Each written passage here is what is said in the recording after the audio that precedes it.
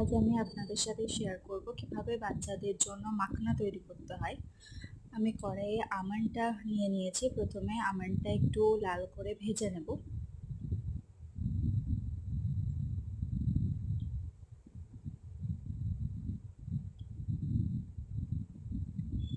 দেখুন আমন্ডটা ভাজা হয়ে গেছে।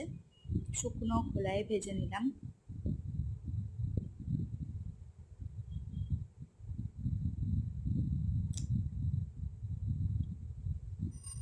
এবার কড়াইয়ে দিয়ে দিলাম কাজু। কাজুটা একটু লাল করে ভেজে নেব। যেভাবে আমন্ডটা ভেজে নিয়েছি সেভাবেই কাজুটা একটু শুকনো কড়াইয়ে নেড়ে নেব।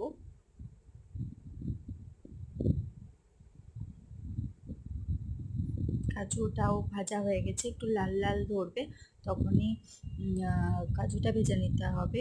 হালকা আছে পুরোটা করতে হবে, পুরো কাজটা করতে হবে। এবার কড়াইয়ে নিয়ে নিয়েছি মাখনা।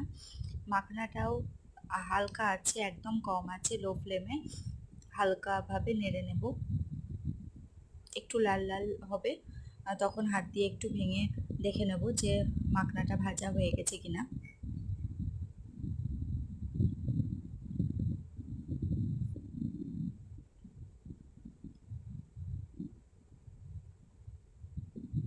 দেখুন আমি হাতে করে মাখনাটা ভেঙে দেখিয়ে দিলাম। মাখনাটা ভাজা হয়ে গেছে। হালকা আর একটু নেড়ে নিয়ে গ্যাসের ফ্লেমটা বন্ধ করে একটু ঠান্ডা হতে দেব, যাতে মিক্সিং বলে ভালোভাবে ঘুরিয়ে নেওয়া যায় মাখনাটা। গ্যাসের ফ্লেমটা বন্ধ করে দিলাম। হালকা একটু নেড়ে নেব যাতে তলার দিকটা লাল না হয়ে যায়, কড়াই যেহেতু গরম থাকে। আপনারা চাইলে আলাদা একটা পাত্রে ঢেলে নিয়ে রাখতে পারেন। মিক্সিং বলে সব কিছু একসাথে নিয়ে নিয়েছি। মিক্সিটা ঘুরিয়ে নিয়েছি। এরপর মাখনা রেডি।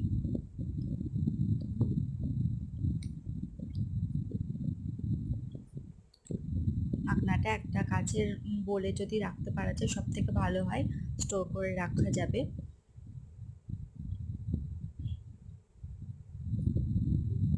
মাখনা রেডি।